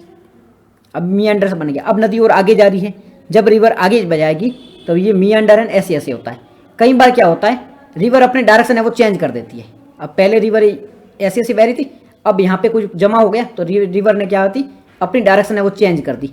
तो यहाँ पे ये जो है ना, ये वाटर का था, ये ऐसे जमा रह गया, मतलब ये नदी पहले ऐसे ऐसे बह रही थी, अब यहाँ से इसने रास्ता छोड़ के यहाँ बहने लग गई, तो ये जो पानी था ना वो यहीं पर रह गया।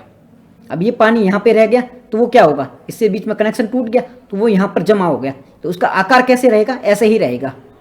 अब ये जो ऐसे आकार वाला जो पानी रहेगा, इसे क्या कहा जाएगा, इसे कहा जाएगा चाप लेक या फिर ऑक्स बो लेक। ये जो ऑक्स होता है, बैल होता है, बैल का पैर ऐसे होता है, तो ऑक्स के पैर के समान इसका होता है ना, इसका शेप कैसी है, ऑक्स के पैर के समान है, इसे क्या कहा जाता है, इसे ऑक्स बो लेक भी कहा जाता है। तो जब रिवर रवाना हो रही है, सबसे पहले इसने क्या बनाया, वाटरफॉल बनाया, वाटरफॉल के बाद में क्या बनाया, मियांडर्स बनाया। मियांडर्स कैसे बनाए थे, ये ऐसे ऐसे क्या मियांडर बनाए, जब रिवर है वो मियांडर बना रही थी तब अपना रास्ता चेंज कर लिया, तब एक लेक है वो पीछे बच गई, जिसे क्या कहा हमने, ऑक्सबो लेक कहा। इसे गोखुर झील भी कहा जाता है। गोखुर मतलब जो गो होती है ना उसकी खुर के समान होता है इसका पैर, तो इसे गोखुर लेक भी कहा जाता है।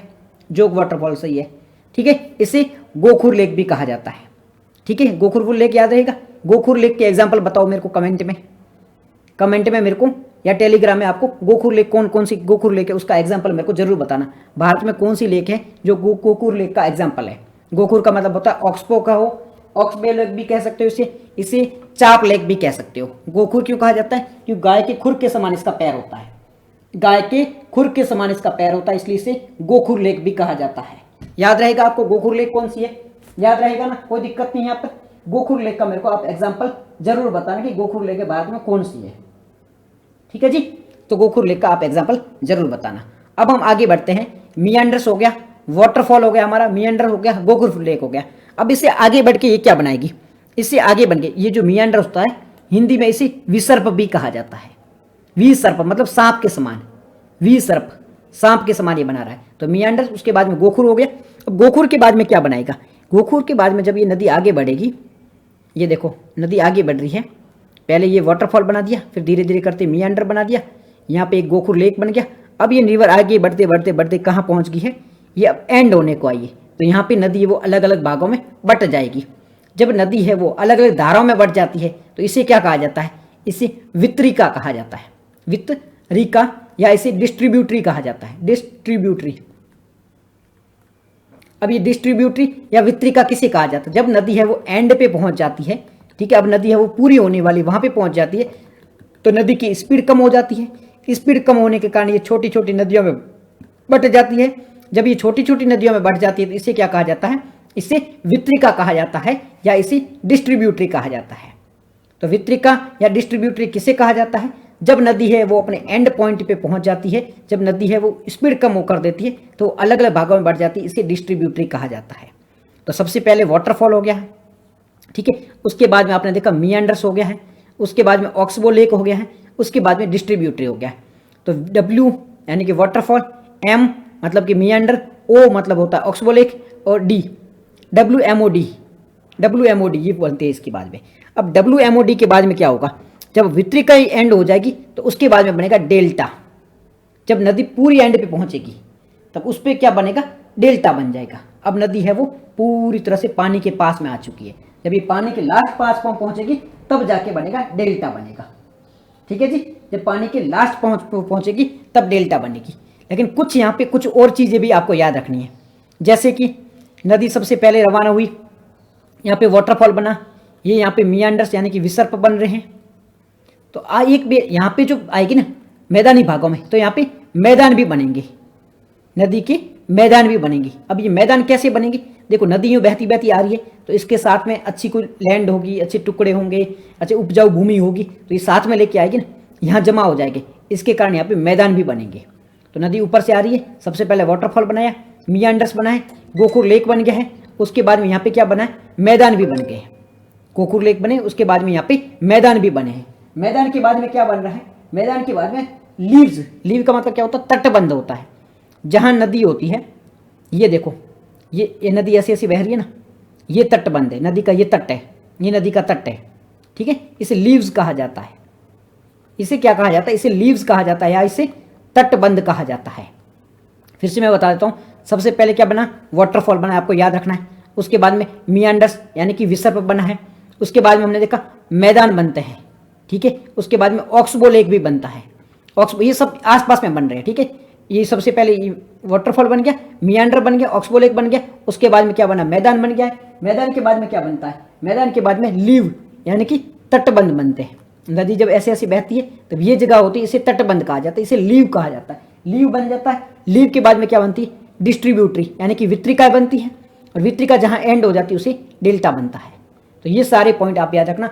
वाटरफॉल याद रखना, मियांडर याद रखना, ऑक्सबो लेक, मैदान बन जाते हैं, लीव बन जाते हैं, डिस्ट्रीब्यूटरी बन जाती है, डेल्टा बन जाते हैं। ये सारी चीज़ें याद रखना। यूपीएससी ऐसे क्वेश्चन पूछ सकते हैं। सबसे नंबर 1 कौन सा आएगा? ये आएगा।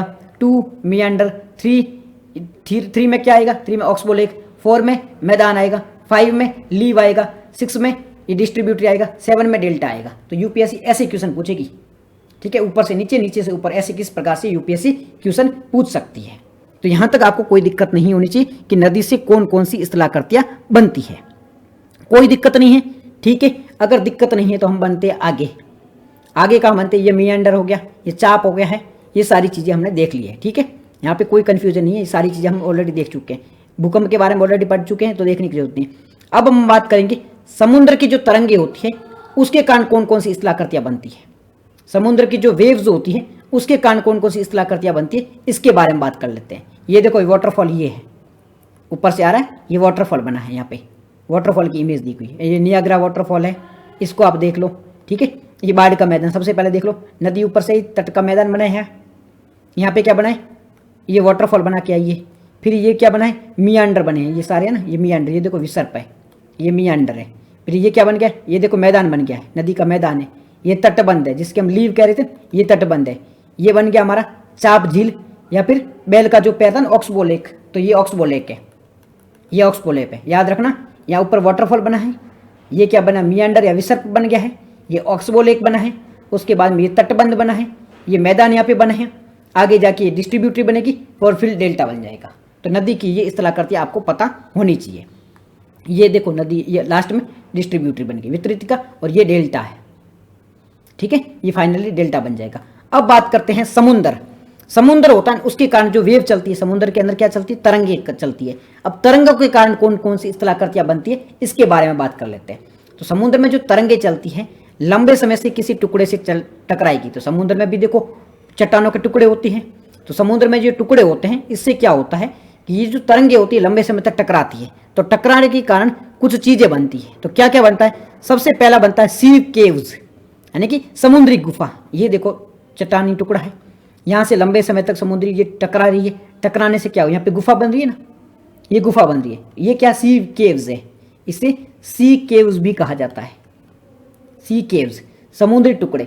मतलब आपको यूपीएससी ऐसे क्वेश्चन पूछेगी, समुद्र में जो तरंगे आ रही है उसके कारण कौन कौन सी स्थलाकृतियां बनेगी, ऐसे डायरेक्ट क्वेश्चन पूछ सकती है। या फिर यूपीएससी ऐसे क्वेश्चन पूछ सकती है, 5-6 स्थलाकृतियों के नाम दे देगी, जैसे कि सी केव्स दे देगी, एक मियांडर्स दे देगी, एक स्टेक के बारे में देगी, और पूछेगी ये किसके कारण बनते हैं, इसमें नदी के कारण कौन सा बनता है, इसमें सी के कारण कौन सा बनता है। तो आपको वहां पे आंसर देना होगा। तब आपको सारी चीजें पता होनी चाहिए कि कौन किसके कारण बन रहा है। नदी के बारे में जो बन रही थी उसके बारे में हम ऑलरेडी बात कर चुके हैं। अब हम समुद्र के कारण बन रहे हैं, समुद्र में जो तरंगे चलती हैं उसके कारण कौन कौन सी बनती है उसके बारे में बात कर रहे हैं। तो ये पॉइंट बाय पॉइंट पता होना चाहिए, घुमा फिरा के कैसे भी क्वेश्चन पूछे आपको उत्तर आना चाहिए। क्योंकि आप पढ़ रहे हो तो ध्यान से पढ़ो, ठीक है, चीजों को समझो कि मैं क्या बता रहा हूँ। समंदर अलग है, समंदर में तरंगे है वो अलग है। नदी के बारे में ऑलरेडी हम पढ़ चुके हैं, नदी ने अलग अलग स्थलाकृतियां बनाई थी। अब समुद्र के बारे में बात करें तो समुद्र में सबसे पहले क्या बन रहा है, सी केव्स, समुद्र की गुफा बनती है। अब कैसे दिखती है वो काम की नहीं है, समुद्र की गुफा किसके कारण बनती है, तो वो समुद्री लहरों के कारण बनती है। बस इतना ही पता होना चाहिए। फिर यहाँ पे ये बनता है तटीय मेहराब। अभी तटीय मेहराब जिसे इसे क्या जाता है, सी आर्क भी कहा जाता है, इसे सी आर्क भी कहा जाता है। अभी सी आर्क क्या होता है, जब ये लंबे समय तक तरंगे गुफा से टकराएगी, ये गुफा थी यहाँ पे, लंबे समय तक तरंगे टकराएगी तो ये जो है ना यहाँ पे गुफा में छेद बन जाएगा। मतलब यहाँ से पानी जाएगा, आगे से निकलेगा तो एक छेद बन जाएगा। तो ये छेद क्या है, इसे ही क्या कहा जाता है, तटीय मेहराब कहा जाता है। इसे सी आर्क भी कहा जाता है। तो सी आर्क किसके कारण बनता है, समुद्री वेव के कारण बनता है। सी आर्क किसके कारण बनता है, समुद्री तरंगों के कारण बनता है। पहला समुद्री गुफा बनेगी, फिर तटीय मेहराब यानी कि सी आर्क बनेगा, फिर इसके कारण स्टेक भी बनता है। अभी स्टेक क्या होता है, एक खड़ी सी दीवार बनेगी, ये ऐसे चट्टान जुड़ा हुआ था, ये दोनों जुड़े हुए थे, धीरे धीरे लंबे समय तक इससे टकराए तो ये दोनों अलग हो गए। अभी एक दीवार सा खड़ा हो गया, अभी जो दीवार के समान खड़ा है इसे क्या कहा जाएगा, स्टेक कहा जाएगा। तो अगर यूपीएससी क्वेश्चन पूछे कि स्टेक किसके कारण बनता है तो आप जवाब देना कि स्टेक होता है वो किसके कारण बनता है, समुद्री तरंगों के कारण बनता है। तो समुद्री तरंगों के कारण कौन कौन सी स्थलाकृतियां बनती है, तो सबसे पहले जवाब देना समुद्री गुफा बनती है, सी केव्स बनती है, दूसरा तटीय मेहराब यानी कि सी आर्क बनता है, तीसरा स्टेक यानी कि एक दीवार समान टुकड़ा बनता है। ये तीनों किसके कारण बनता है, तीनों बनते हैं वो समुद्री तरंगों के कारण बनते हैं। याद रहेगा, कोई कंफ्यूजन नहीं होनी चाहिए। यहाँ पे सारे पॉइंट इजी है, सारे पॉइंट आसानी से समझ में आ जाने चाहिए, ठीक है, कोई दिक्कत नहीं। यहाँ पे सारे पॉइंट क्लियर हो रहे हैं। अगर क्लियर हो रहे हैं तो हम आगे बढ़ते हैं, नेक्स्ट पॉइंट की ओर जाते हैं। सी वाला समझ में आ गया ना, सी वाले में कोई दिक्कत नहीं है। आसानी से समझ में आ गया सी वाला। अब जाते हैं हम हिमनद की ओर। समुद्र वाला अगर आपको समझ में आ गया है तब हम आगे हिमनद की ओर जाते हैं। एक सी क्लिफ भी होता है, समुद्र में एक क्लिफ भी बनता है। अब ये क्लिफ क्या होता है, देखो सी आर्क के बारे में हमने देख लिया है, ठीक है। सी आर्क ये रहा, सी आर्क है, ये समुद्री मेहराब है, तटीय। ये स्टेक के बारे में देख लिया, समुद्री गुफा के बारे में बातें। एक सी क्लिफ भी होता है। अब क्लिफ क्या होती है, क्लिफ इसी प्रकार से एक दीवार खड़ी होती है। बस याद रखना समुद्री तरंगों के कारण सी क्लिफ भी बनती है, समुद्री तरंगों के कारण सी क्लिफ भी बनती है। 4 पॉइंट में लिख देता हूं यहाँ पे ताकि आपको याद रहेगा। समुद्री तरंगों के कारण क्या बनता है, एक समुद्री गुफा यानी कि केव बनती है। दूसरा क्या बनता है, तटीय मेहराब, जिसे हमने कहा था आर्क, तटीय मेहराब।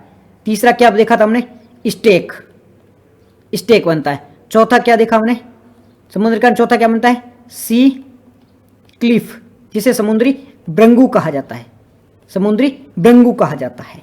तो ये समुद्री भृंगु, ये 4 चीजें किसके कारण बनेगी, समुद्री तरंगों के कारण बनेगी। 4 चीजें है वो समुद्री तरंगों के कारण बनेगी। यहां तक कोई कंफ्यूज नहीं है, यहां पे कंफ्यूज नहीं है। तब हम आगे बढ़ते हैं नेक्स्ट की ओर। अब नेक्स्ट क्या चीज है, नेक्स्ट जाएगी हम समंदर की ओर। किसकी ओर जाएंगे, समंदर की ओर जाएगी कि सॉरी समंदर क्या होता है, हम जाएंगे नेक्स्ट जो हिमनद होता है, हिमनद की ओर जाएंगे, ठीक है। हिमनद की ओर जाते हैं तो सबसे पहले ये रहा हिमनद, ये बर्फ है, ठीक है, बर्फ है हिमनद। अब इसके कारण कौन कौन सी स्थलाकृतियां बनती है, तो हिमनद के कारण यानी कि हिम की जो नदियां होती है उसके कारण सबसे जो पहली स्थलाकृति बनती है वो हिमनद ही बनती है, यानी कि ग्लेशियर ही बनते हैं। हिमनद के कारण पहली जो आकृति बनती है वो ग्लेशियर बनती है। अब ग्लेशियर क्या होते हैं, ग्लेशियर बहुत बड़े बड़े बर्फ के टुकड़े होते हैं, बर्फ के बहुत बड़े बड़े टुकड़े होते हैं।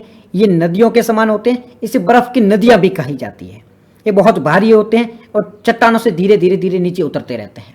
हिमनद क्या होता है, बर्फ के टुकड़े होते हैं, बर्फ के टुकड़े होते हैं। इन्हें बर्फ की नदी भी कहा जाता है, इन्हें हिम की नदी भी कहा जाता है, इसलिए इसे हिमनद कहा जाता है। ये धीरे धीरे नीचे उतरते रहते हैं। अब इसके क्या क्या बनता है, तो इसमें सबसे पहले क्या बनता है, गोलासम और मिट्टी। अब जब हिमनद नीचे आ रहा है तो इसमें मिट्टी भी होगी, इसमें गोल गोल पत्थर भी होंगे, जो अपर्दन के कारण ये आगे जाते रहते हैं। आगे जाते जाते धीरे धीरे ये कई बार क्या होता है, झील बन जाते हैं इससे। अब झील कैसे बनेगी, तो मान लो ये हिमनद है, ये नीचे नीचे आ रहा है, इसमें क्या है, कंकड़ पत्थर भी है। धीरे धीरे यहाँ पे ये जमा हो गया है, ठीक है, जमा होकर एक लेक का निर्माण कर लिया, जमा होकर एक लेक का निर्माण करा, तो यहाँ पे हिमनद झील भी बनेगी। तो हिमनद के कारण क्या क्या बन रहा है, ठीक है, हिमनद या ग्लेशियर के कारण कौन कौन सी स्थलाकृति बनती है, तो पहली लेक बन सकती है, यहाँ पे क्या बन सकती है, लेक बन सकती है। यहाँ पे लेक कैसे बन सकती है, जब बर्फ अपनी ओर आगे बढ़ती रहती है तो लेक का निर्माण कर सकती है। दूसरी यहाँ पे हिमोड बन सकता है। अब ये हिमोड क्या होता है, हिमोड का मतलब तो मराइन, हिमोड का मतलब कितना, मराइन। मराइन मतलब ये समुद्र की ये जो ग्लेशियर है, जो बर्फ के टुकड़े नीचे आ रहे हैं तो इसमें कंकड़ पत्थर होते हैं। अब ये कंकड़ पत्थर होते हैं, इस प्रकार से जमा हो जाते हैं। जमा होने से क्या बन सकते हैं, ये मरीन बन सकते हैं, यानी कि रेत के टीले के समान बन सकते हैं। यहाँ पे अगर कोई इमेज है मैं आपको इमेज से भी दिखा देता हूँ, बट इमेज यहाँ पे है नहीं, ठीक है। तो ये मरीन टुकड़ों के समान ऐसे जमा हो जाते हैं। तो आपको पॉइंट याद रखने क्या कि क्या क्या चीज़ें बनती हैं। तो देखो सबसे पहले हमने बात की थी कि समुद्र से क्या क्या, हिमनद से क्या क्या बनते हैं। तो हिमनद से एक तो हिमनद झील बन सकती है, हिमनद झील बन सकती है, ग्लेशियर लेक बन सकती है। दूसरा हमने देखा था क्या बन सकता है इससे, हिमोड यानी कि मरीन बन सकता है, हिमोड यानी कि मरीन बन सकता है, मरीन बन सकता है। तो बात करें हिमनद से क्या क्या बनता है, तो हिमनद बन सकता है, हिमनद यानी कि हिम की जो नदी है उससे क्या क्या बन रहा है, एक झील बन रही है, एक हिमोड मतलब मरीन बन रहा है। और क्या चीज़ें बन सकती है, और तो बस है थोड़े बहुत चट्टान बन सकते हैं जो कि ग्लेशियर के समान होते हैं, बट 2 पॉइंट आपको पता होने चाहिए। अब नेक्स्ट आ जाते हैं हम, पवन से क्या क्या बनते हैं, यानी विंड से क्या क्या बनेगा। ये जो हमारी विंड होती है, पवन होती है, इससे क्या क्या चीज़ें बन सकती है। तो पवन से बात करें तो जब ये पवन बहती हुई जा रही है तो यहाँ पे अगर कोई मशरूम छेल का एग्जाम देखो, 1 मिनट है क्या, ये है पवन, ये विंड जा रही है, ये देखो यहाँ पे एक टीला समान बन गया है। यहाँ पे एक पत्थर था, इस लंबे समय से ये पत्थर से क्या हवाएं टकराई तो आसपास की जो भी जगह थी वो हट गई है। अब ये पत्थर ऐसे खड़ा हो गया है, ये क्या है, ये मशरूम रॉक है। मतलब चट्टानों को आसपास में सब चीज़ें हट गई है तो ये मशरूम रॉक जैसा बन जाएगा। तो हिमनद से क्या क्या बनेगा, सबसे पहला बनेगा मशरूम रॉक, यानी कि जो चट्टान था इसे छत्रक सेल भी कहा जाता है। क्या कहा जाता है इसे, छत्रक सेल भी कहा जाता है। पवन से क्या क्या बन रहा है, सबसे पहला बन रहा है मशरूम रॉक या छत्रक सेल। पवन से मशरूम रॉक या छत्रक सेल बन सकती है। क्या क्या बन सकता है? मशरूम रॉक या छत्रक सेल बन सकती है। पहली चीज याद रहेगा। दूसरा है बालू का टीबा। ये पवन यहाँ से बह रही है तो ये बालू के टीबे का निर्माण करेगी, क्योंकि यहाँ से मिट्टी अपने साथ उड़ा के ले जाएगी, तो बालू के टीबे का भी निर्माण हो सकता है। तो पवन से क्या क्या बन सकता है? बालू का टीबा बन सकता है। दूसरा क्या बन सकता है? अपना छत्रक रॉक भी बन सकता है। तीसरा लोयस भी बन सकता है। अभी लोयस क्या होता है? लोयस भी एक प्रकार का बालू का टीबा ही होता है।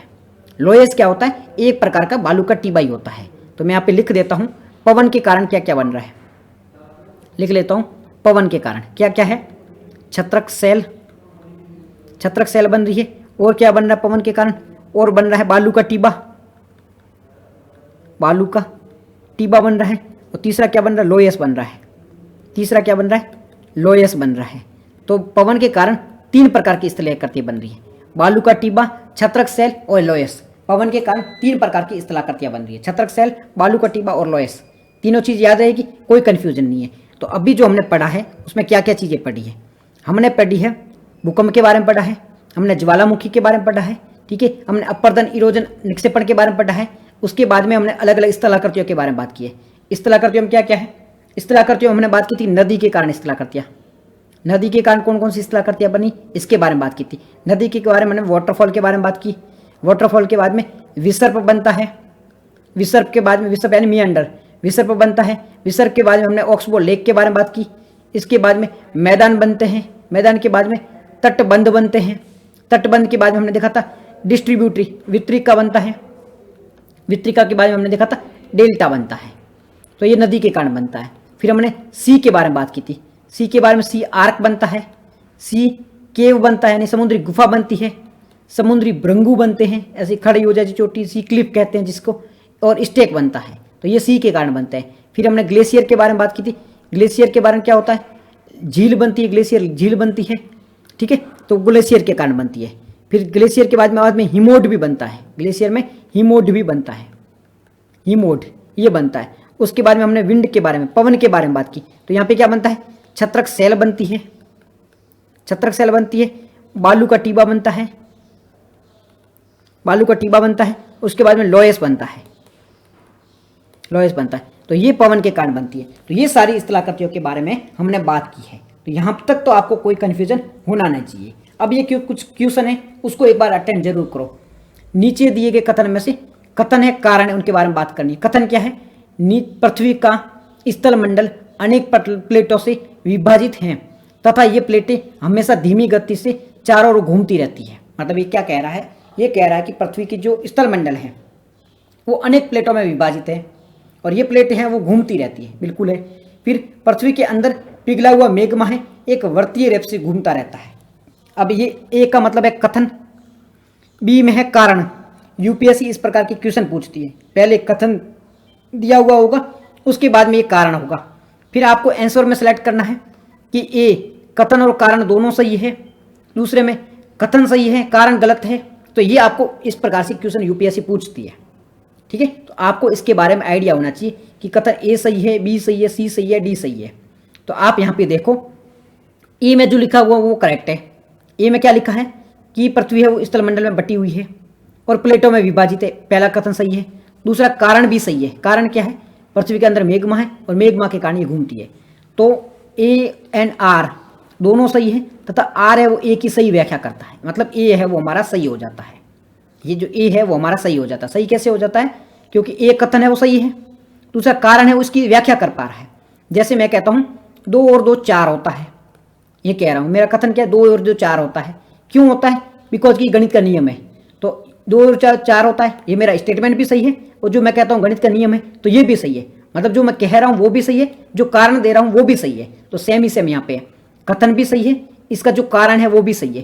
तो ए तो सही है और जो आर है वो दोनों सही है। जो आर है वो ए की व्याख्या कर रहा है। ऐसे क्वेश्चन यूपीएससी पूछती है। तो इन कथनों के बारे में आपको पता होना चाहिए कि यूपीएससी किस प्रकार के क्वेश्चन पूछती है। ऐसे पूछती है कि कथन सही है, कारण उसकी सही व्याख्या कर रहा है कि नहीं कर रहा, ये चीज़ें आपको पता होनी चाहिए। यूपीएससी बहुत क्वेश्चन पूछती है ऐसे। तो यहाँ पे देखो ए हमारा सही है, स्थलमंडल प्लेटों में विभाजित है और कारण कथन दोनों सही है, उसकी स्पष्ट व्याख्या भी कर रहा है। तो यहाँ पे कुछ क्वेश्चन दिए हुए हैं, आप इस क्वेश्चन को जरूर अटेंड करें और कमेंट में या फिर आप टेलीग्राम में जो भी इस पीडीएफ से क्वेश्चन छांटो और उसका उत्तर देने की कोशिश जरूर करना। इसके उत्तर आप जरूर देना, ठीक है, इसके उत्तर आप जरूर देना ताकि क्या आपकी प्रैक्टिस हो जाएगी। तो आज की डिस्कशन में इतना ही था, मिलते हैं कल एक नए लेक्चर्स के साथ में, तब तक जय हिंद जय भारत।